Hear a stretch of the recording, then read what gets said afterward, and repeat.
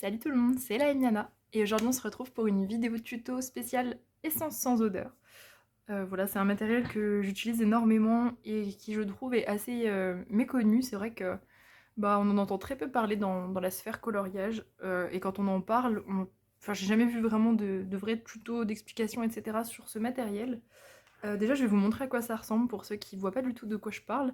Donc ça ressemble à ça se présente comme ça des, des petits flacons, donc c'est liquide hein, pour le coup. Et moi personnellement j'utilise là le Franc-Bourgeois, je vous mettrai le lien en description. J'ai pas vraiment testé d'autres essences. Voilà, ça fait 2 ans et quelques mois que je colorie et j'ai toujours utilisé celle-ci, elle me va très bien. En fait je l'utilise surtout par facilité parce que j'arrive à la trouver dans mon Leclerc à 3 € et quelques. Donc franchement ça va. Moi je suis une grande consommatrice, donc un pot ça me fait un mois à peu près. Mais bon, voilà, si vous en servez pas souvent, vous allez pas en racheter très très souvent, donc ça n'a pas un coût extraordinaire.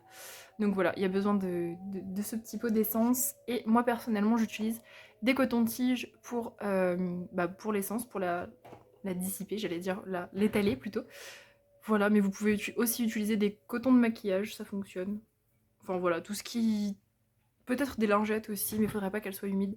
Enfin voilà, vous voyez, vous allez voir un petit peu comment ça fonctionne, et puis je trouve que les cotons-tiges sont pas mal pour le coloriage. Mais c'est vrai que pour les grandes zones, on pourrait utiliser quelque chose d'un petit peu plus grand.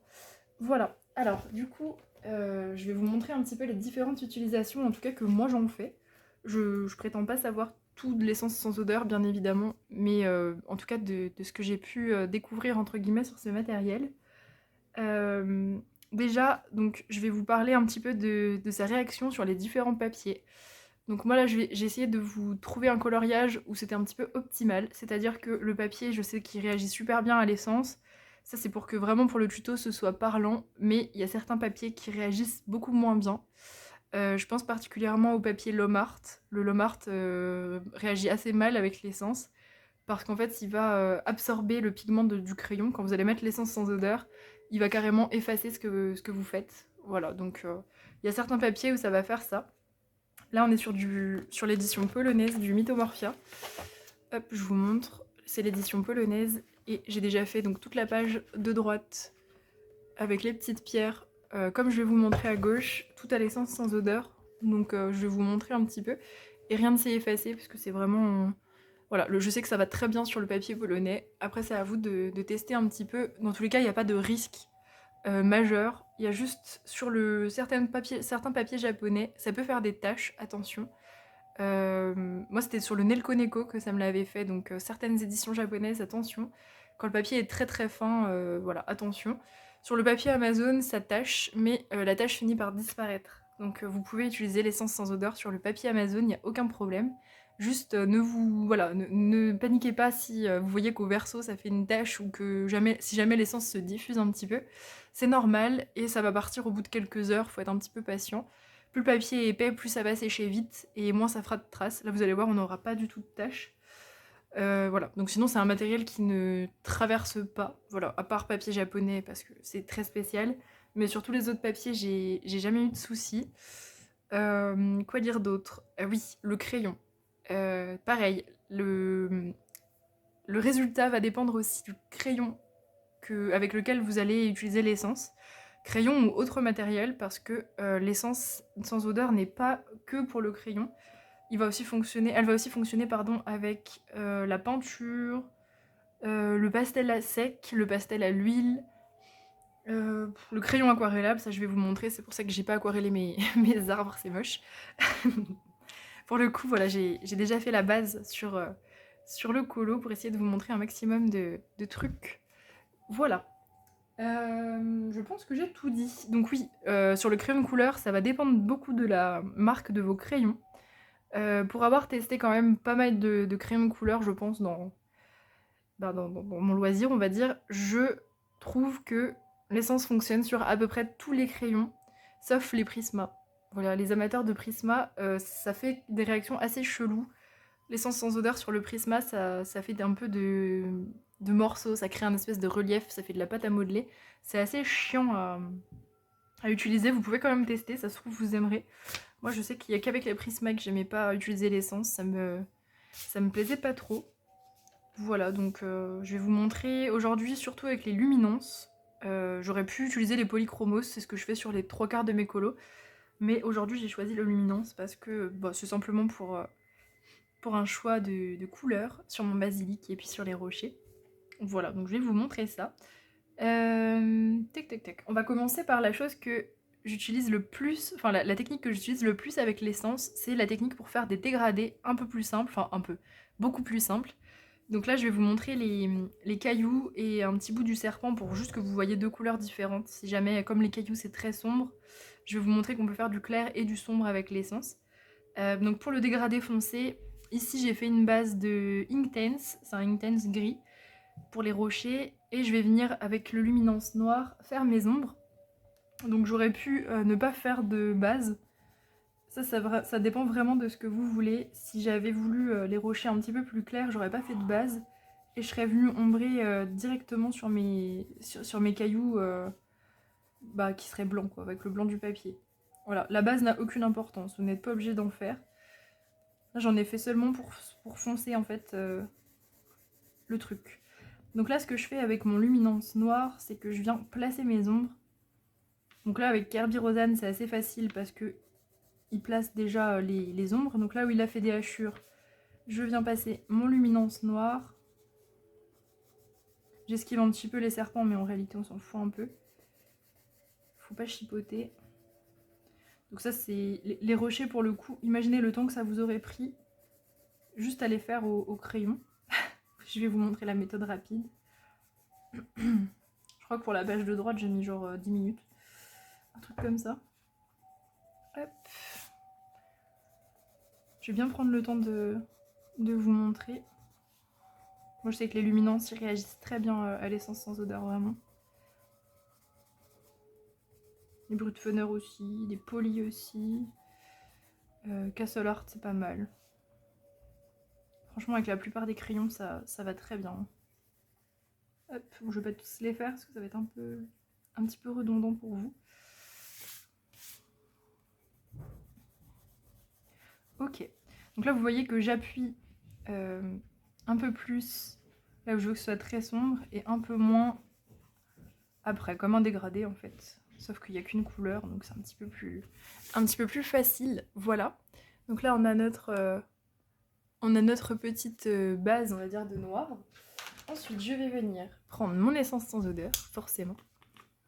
Et je vais prendre un coton-tige, si possible, toujours utiliser le même pour chaque couleur. Donc là vous voyez j'ai déjà fait du noir avec, il n'y a pas de souci, je peux le réutiliser, mais bien sûr quand je vais venir faire le vert du serpent, je ne vais pas réutiliser le bout du coton-tige qui est noir, sinon ça va tacher.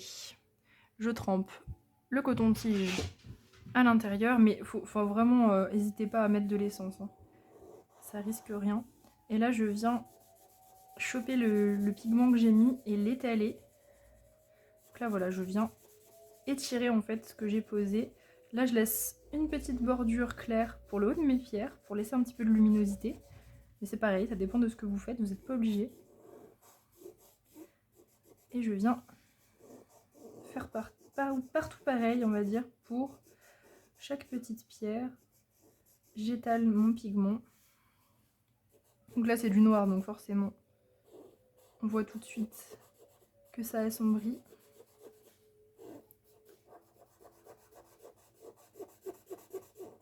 Là le bruit qu'on entend c'est parce que je commence à plus avoir d'essence sur le coton-tige. Là je vous montre sur des grosses zones, mais on pourrait faire ça avec des petits dégradés, hein, sans aucun souci. Hop. Voilà, c'est déjà pas mal pour vous montrer. Voilà. Et si jamais on trouve qu'il y a des zones où c'est un petit peu trop gris, pas assez noir, on peut revenir avec notre crayon noir. Il ne faut pas attendre que l'essence sèche si vous voulez reprendre le dégradé et le foncer encore un peu. Là je repasse juste certaines zones et c'est après que je viens tartouiller avec le doigt pour étaler un peu plus. Je remets un peu de noir, je tartouille. Ça c'est vraiment une méthode de dégradé qui est super simple, hein. C'est très feignant, j'aime beaucoup. C'est très agréable quand vous avez des choses répétitives à faire, genre des cailloux ou des très grandes zones de dégradé. Ou des grosses feuilles. Enfin voilà, moi j'utilise pour tous mes grosses zones sur les colos. C'est aussi une technique pour aller un peu plus vite. Parce que là, si j'avais fait toutes les pierres une par une, ça m'aurait pris des heures. Et franchement, je trouve que le résultat, il est très bien avec l'essence. Ça donne un petit côté un petit peu plus abstrait, un petit peu... J'aime beaucoup. Après, faut aimer, hein. C'est un style, l'essence. Ok.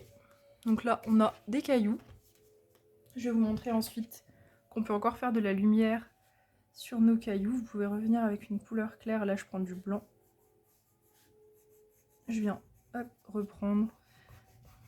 J'estompe au doigt et ça va nous donner des pierres. Voilà, voilà. Je vais vous remontrer pour le vert. Comme ça, on verra peut-être un petit peu mieux. Je sais que les couleurs foncées en vidéo, ça ressort jamais trop. Après, je voulais des pierres très foncées parce que je voulais que mon basilic, il ressorte de ouf au centre. Comme il va être beaucoup plus vif. Donc c'est normal. C'est normal si mes pierres sont foncées. C'était un petit peu le but. Et puis après, si jamais ça vous convient pas, genre là par exemple, je trouve que c'est trop brut entre le clair et le foncé, bah vous pouvez toujours revenir après, réétaler à nouveau. Voilà. Je vais vous montrer aussi que, par exemple, si jamais vous faites... Je vais faire volontairement une connerie. Genre là, vous faites un trait blanc comme ça au milieu de votre caillou. Ça va pas, c'est pas beau, vous vous êtes trompé, je sais pas, vous regrettez. Et bah vous prenez votre coton imbibé d'essence, et là vous venez tartouiller. Et voilà, disparu. La bêtise a disparu. Si jamais aussi vous trouvez que vos lumières au crayon blanc sont un petit peu trop vives, ça démarque un peu trop, pareil, vous repassez un petit coup sur le blanc, puis après vous pouvez l'estomper et il va être beaucoup plus naturel. Voilà, si vous n'arrivez pas trop à gérer la pression du crayon blanc, bah vous pouvez faire comme ça. Voilà, voilà. Alors, je vais vous montrer pour le vert du serpent. Hop, donc pareil, j'utilise deux luminances. Là, c'est pour vous montrer aussi avec plusieurs couleurs. On peut faire des dégradés de plusieurs couleurs. Donc là, j'ai pris le 719 et le 729. Ça devrait aller normalement. Le 719, c'est un vert foncé que j'aime beaucoup. Là, je place mon ombre ici. J'en place là aussi. Voilà, donc ne soyez pas trop précis quand vous posez vos ombres. C'est pas grave si vous n'êtes pas tout à fait au bord, si voilà, si c'est pas de la précision extrême, c'est vraiment pas grave. C'est pas un travail très précis, l'essence sans odeur, c'est vraiment pour les grosses masses. C'est pas, voilà, c'est pas du travail. Enfin là, en tout cas, avec cette technique, c'est pas fait pour la précision. Là, on veut poser la couleur, c'est tout ce qui compte. Hop. Voilà. Ça me paraît pas trop mal. On vient avec l'autre. Comme un peu un vrai dégradé, mais... Sauf qu'on va pas venir le travailler jusqu'à ce que ça sature. Là, on pose juste... Ce suit avec cette technique que je fais mes mystères pour le coup.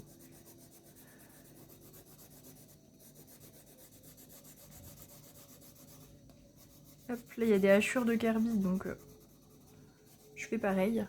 Voilà. Là, le crayon est posé. Pour l'instant, c'est pas très joli. Ça ressemble pas à grand chose. On vient prendre le coton-tige côté propre, cette fois. On remet pas de noir dans le verre. Hop, j'imbibe mon coton-tige et je viens passer. Alors, si vous voulez pas trop que votre couleur soit foncée, vous commencez par le clair et ensuite vous venez dans le foncé, pas l'inverse. Sinon, le foncé va se mélanger au clair. Un petit peu comme quand on fait de la peinture, finalement. Hop. Et là, on tartouille. Si jamais vous sentez que vous n'avez pas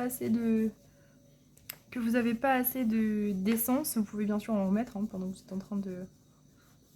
Là par exemple, je suis à court d'essence. La zone est énorme donc...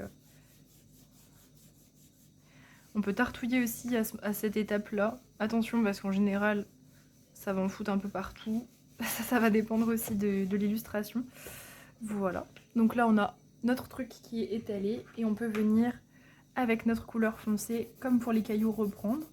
Là par exemple, je trouve qu'il n'y a pas assez de différence avec ma couleur foncée quand je repasse. Donc du coup, bah, je vais passer à encore un peu plus foncé avec du noir par exemple. Ça peut être pas mal. On n'attend pas trop que le papier soit sec, sinon après on pourra plus trop travailler au doigt. Et c'est dommage. C'est dommage parce que c'est bien pratique de pouvoir tartouiller comme ça. C'est une méthode qui va vous salir les doigts, hein, je vous préviens.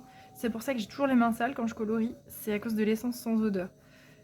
Donc voilà, faites attention à ça. Après, aussi quand vous tartouillez, faites bien attention que quand vous tartouillez les couleurs claires, de ne pas avoir le doigt plein de crayons foncés. Sinon vous allez faire des accidents. Hop. Là on a des petites hachures. Je repasse un petit peu de noir.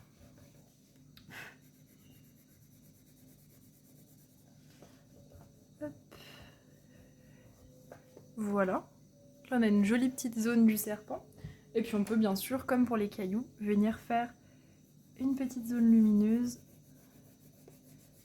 Hop là, je la place assez grossièrement et après je l'étale parce qu'il y a encore de l'essence sur le papier, donc ça s'étale encore très facilement au doigt.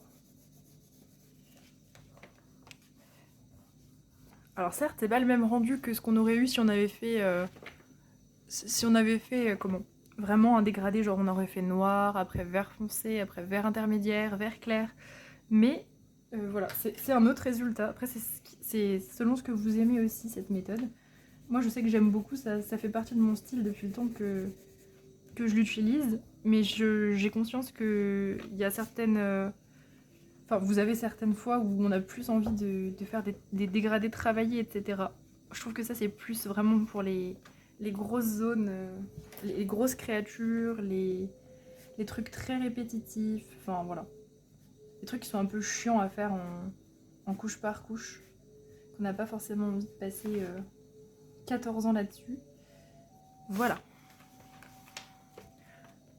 On a un morceau de basilic et des pierres, et vous voyez que ça a été fait ultra rapidement, ça nous aurait pris beaucoup plus de temps en couche par couche, donc et puis après on peut toujours réajuster, et une fois que c'est sec, vous pouvez remettre des couches de crayon par-dessus, hein, c'est pas mort, voilà, c'est pas du tout mort. Par contre, attention, l'essence sans odeur, ça sature le papier, c'est pour ça que ça va aussi vite, c'est que ça sature assez vite le papier, donc vous pourrez pas remettre 14-15 couches par-dessus là le bout de corps qu'on vient de faire. Voilà, donc attention quand même à ça, et puis voilà, une fois que c'est foncé, c'est dur de rééclaircir, donc il faut bien faire attention quand on étale, faut pas hésiter à changer de coton-tige, etc. si on a peur que le coton-tige soit trop foncé. Mais en tout cas, voilà, c'est une méthode qui fonctionne très bien, moi je l'utilise tout le temps. Et c'est très rigolo à faire, c'est pas long, c'est sympathique, je trouve, de travailler au doigt. Bon après, voilà, vos doigts ressemblent à ça, vous êtes crade, mais c'est pas grave, c'est un plaisir de se salir pour colorier. Je sors mon petit plan, parce que j'ai un petit plan pour la vidéo. Ensuite, ah oui, alors ça peut aussi vous servir à venir saturer le papier. Ça, je vais pas particulièrement vous montrer, mais je vais vous en parler. Par exemple, quand vous faites un effet poil et vous continuez de voir du blanc sur les zones, et ben vous allez venir prendre votre coton-tige, l'imbiber et venir tapoter pour enlever le blanc. Ça peut être pas que sur l'effet poil, hein, ça peut être sur tous vos dégradés. Vous faites un dégradé couche par couche et de près il y a plein de petits points, vous n'arrivez pas à saturer le papier et tout. Bah, vous prenez un peu d'essence et surtout vous tapotez. Vous étalez pas, vous tapotez, comme ça va permettre que vos couleurs se mélangent pas. Ça va juste en fait lier les pigments et faire en sorte que tout, enfin voilà, qu'il n'y ait plus de points, qu'on voit plus le papier en dessous. Et pour donner des effets beaucoup plus lisses et beaucoup plus propres de près. Voilà. Ça c'est une petite astuce aussi. Ensuite, les reflets. Ouais, alors, pour les reflets, il y a différentes façons de faire. Donc là, je vais vous sortir un crayon jaune. On va faire quelques reflets jaunes sur mes cailloux. Hop, j'ai pas préparé bien évidemment. Sinon, c'est pas drôle. On va rester avec les luminances. Parce qu'il n'y a pas de raison de changer. Hop. Alors, pour faire des reflets, il y a plusieurs possibilités. Donc, vous pouvez par exemple venir avec la méthode de tout à l'heure. Donc, je mets le jaune. Et là, il y a peut-être encore des chances pour que le papier soit Ouais, le papier, il est encore un peu... Il y a encore de l'essence sur le papier, donc j'arrive encore à travailler comme ça au doigt. Pareil pour le corps du basilic, on peut faire des reflets. Moi, ça se voit pas de ouf parce que je fais du jaune sur du vert, donc c'est pas... Il vaut mieux le faire là sur le noir, c'est plus joli. Donc là, vous faites ça, et puis vous pouvez par exemple, avec l'essence, venir l'étaler. Pareil si vous faites un visage ou un truc comme ça. Et on peut aussi faire complètement l'inverse. On vient d'abord mettre l'essence. Alors, je vais vous montrer. On va faire des reflets dans mon fond. Tac. Ici, par exemple. Là, je viens prendre un coton-tige neuf. Je viens l'imbiber d'essence. Je mets l'essence sur le fond. Voilà, là, le papier, il est bien imbibé. Et je viens mettre mon reflet jaune. Je fais bien attention à ce que le doigt que je vais utiliser pour tartouiller soit propre. Et j'étale. Voilà, ça va permettre de blender. Là, vous voyez, c'est blendé. On aurait pu faire l'inverse aussi, on aurait pu mettre le jaune. Le résultat serait pas tout à fait pareil. Le jaune, et puis on vient l'étaler. Voilà. Ça nous donne quelque chose comme ça, un peu smooth. Ça fait pas marqué dans le fond. Ça fait voilà, un petit résultat un peu smooth. Je peux en mettre là aussi.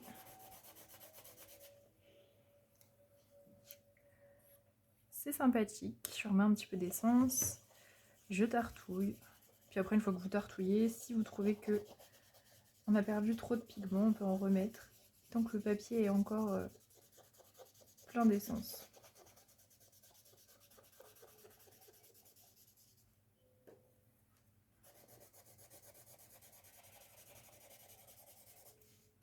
Après, ça sèche pas super vite. En tout cas, sur le papier polonais, je suis pas à 2 minutes près hein, pour le coup.